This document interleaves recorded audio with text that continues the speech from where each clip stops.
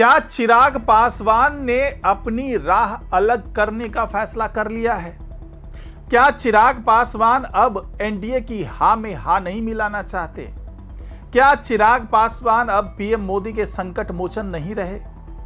ये वो सवाल हैं जो आजकल चिराग पासवान के रुख को देख करके लोग उठा रहे हैं, सवाल कर रहे हैं कि आखिर चिराग पासवान को हुआ क्या है?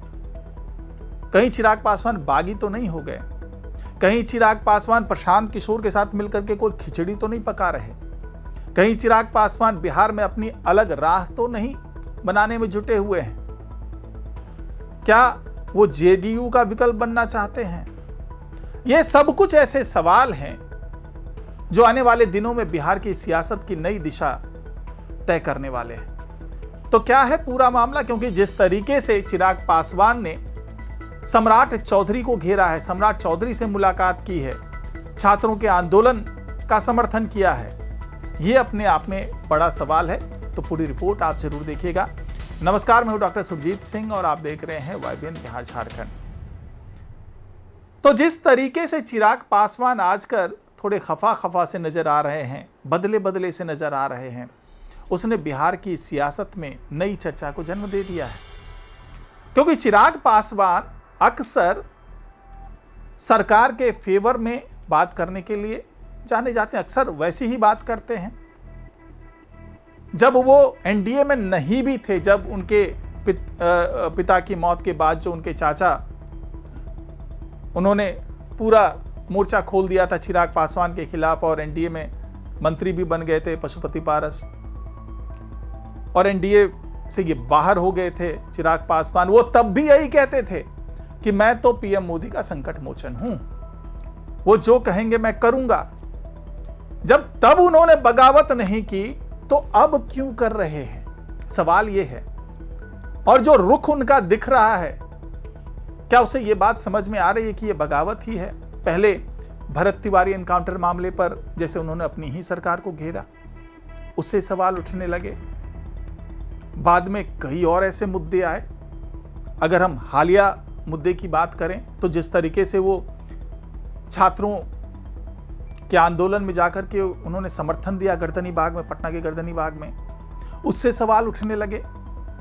और जिस तरीके से बयान दिया चिराग पासवान ने वहां जाकर के, साफ तौर से कहा कि हम छात्रों के साथ हैं, छात्रों के आंदोलन के साथ हैं और जो भी वाजिब मांग है उसको माना जाना चाहिए।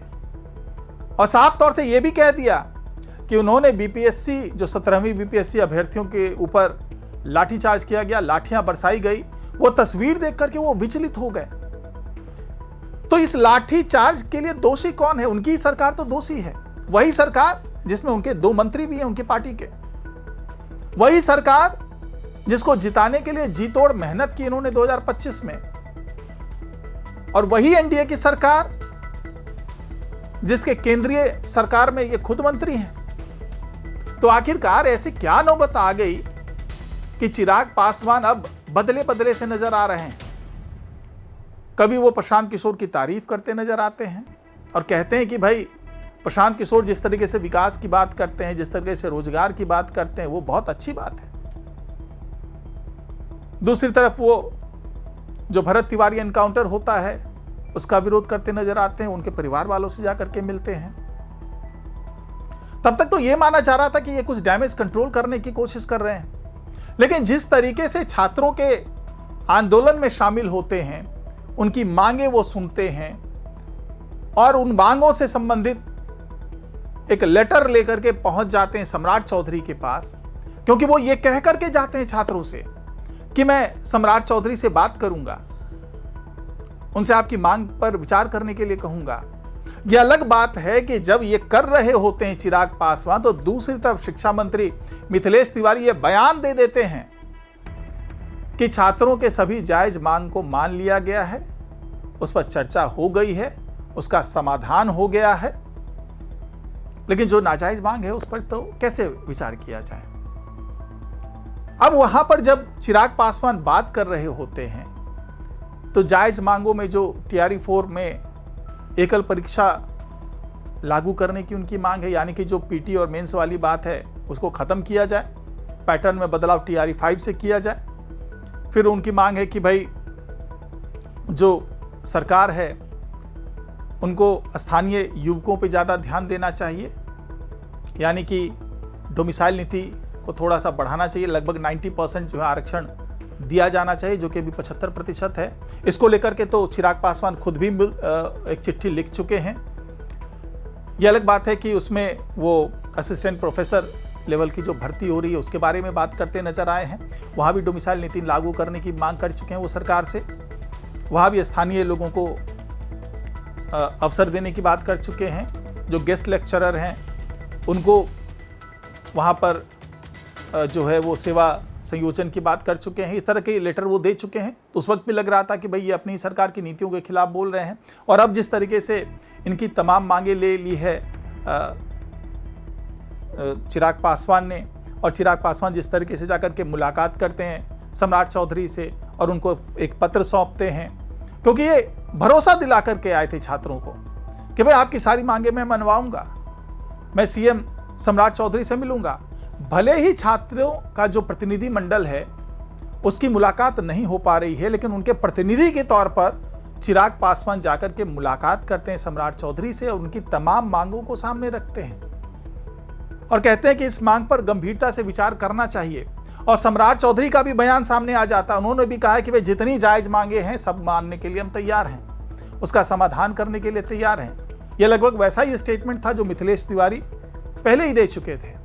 तो क्या ये क्रेडिट लेने का जो है उसकी होड़ है चिराग पासवान जिसमें शामिल हो रहे हैं, या फिर ये समझा जाए कि ये सब कुछ सरकार के इशारे पर ही हो रहा है, कि सरकार के विरोध में आंदोलन हो रहा है। और अगर सरकार का ही कोई जो नुमाइंदा है वो जाकर के इनसे बात करे, उनकी मांगों पर सहानुभूतिपूर्वक और गंभीरतापूर्वक विचार करने की बात करे और उसको लेकर के मतलब एक तरीके से मीडिएटर का काम करता हुआ नजर आए, तो हो सकता है कि इससे छात्रों का जो गुस्सा है, जो आक्रोश है, वो कम होता नजर आए। और चिराग पासवान के साथ प्लस पॉइंट ये है कि ये खुद भी युवा हैं, तो इसलिए छात्रों के साथ थोड़ी सी ट्यूनिंग जो वो बैठ जाती है।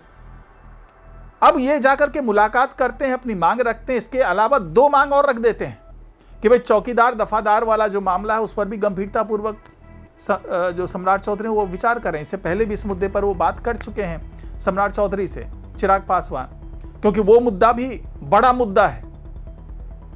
जिस तरीके से TRE 4 और बेल्ट्रॉन और BPSC वाले जो आंदोलन कर रहे हैं, वो उसी से जुड़ा हुआ मुद्दा जो है लगभग ये भी है। उधर आंदोलन हो रहा है, उसकी बात वो कर रहे हैं। अब यहाँ पर जो चौकीदार और दफादार वाला मुद्दा है उसमें यह है कि भाई वो लोग चाहते हैं कि जो उनकी अगली पीढ़ी है उनको भी सेवा संयोजन का फायदा मिले, क्योंकि अभी तक यही होता रहा है कि भाई जो चौकीदार है उसका बेटा आगे आकर के चौकीदार बन जाता है, दफादार बन जाता है। तो अब वो लोग चाहते हैं कि यही परंपरा आगे रहे, जबकि सरकार ये चाहती है कि योग्यता के हिसाब से जो चौकीदार भी बदले जाएं, दफादार बदले जाएं। तो इसका विरोध जो है वो चिराग पासवान कर रहे थे, क्योंकि इसमें ज्यादातर उस श्रेणी के लोग हैं जो वोट बैंक है चिराग पासवान का, यानी कि पिछड़े महादलित समुदाय के लोग इस श्रेणी में ज्यादा हैं, जो कि चौकीदार और दफादार की नौकरी करते हुए नजर आ रहे हैं। तो ऐसे में चिराग पासवान ने कहते हैं ना कि भाई जब एक मुद्दा सामने आया है तो ऐसा ही एक मुद्दा और सामने रख दो। तो छात्रों के आंदोलन से जुड़े हुए मुद्दे को तो सामने रखा ही, साथ ही उन्होंने चौकीदार और दफादार का मुद्दा भी आगे कर दिया और कहा सम्राट चौधरी से कि आपको इस मांग पर भी विचार करना चाहिए, क्योंकि लंबे समय से ये मांग जो है लंबित है और आने वाले दिनों में हो सकता है वो लोग भी आंदोलन और प्रदर्शन करते हुए नजर आए। तो कुल मिलाकर के अब चिराग पासवान जो है वो सरकार की नीतियों पर ही सवाल खड़े करते हुए नजर आ रहे हैं। ये अलग बात है कि जो राजनीतिक विश्लेषक हैं वो ये कह रहे हैं कि ये इनकी बगावत नहीं है, बल्कि एक बड़ा ही सूझबूझ भरा जो है वो एक रणनीति है, सरकार की रणनीति है, डैमेज कंट्रोल करने की ये नीति है, ताकि लोगों के अंदर, खास करके छात्रों के अंदर जो एक गुस्सा फूट रहा है, उस प्रेशर को कम करने के लिए सरकार का ही एक नुमाइंदा जो है वो जाकर के उनसे बात कर रहा है। और आने वाले दिनों में जब समाधान ही वो लेकर के आएगा तो उसका क्रेडिट भी जो है सरकार और सरकार में शामिल जो सहयोगी दल है उसको ही मिले। ऐसा ना हो कि जो तेजस्वी यादव जिस तरीके से आगे बढ़ रहे हैं, जिस तरीके से प्रशांत किशोर आगे बढ़ रहे हैं, तो इस पूरे आंदोलन में सहमति बनने का क्रेडिट जो है वो विपक्ष के लोग लेकर के जाएं। तो ऐसे में चिराग पासवान की ये रणनीति भी जो है सरकार के पक्ष में नजर आ रही है। आपकी क्या राय है?